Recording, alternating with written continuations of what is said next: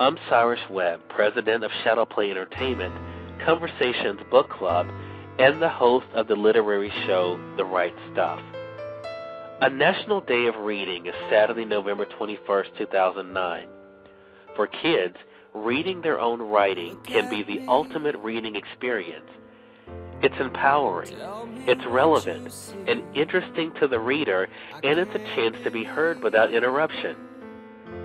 This is a message to anyone working on programming for children between the ages of 4 and 12 years old who would be interested in a creative writing activity, allowing kids to write what they read. Please contact Think It, Ink It Publishing. Think It, Ink It offers professionally illustrated wordless picture books in which kids write the story and become the author. Think It, Ink It Publishing would love to partner with all of the powerful literary motivators out there bringing the gift of literacy to children. Go to www.thinkitinkittpublishing.com and check out what we have to offer.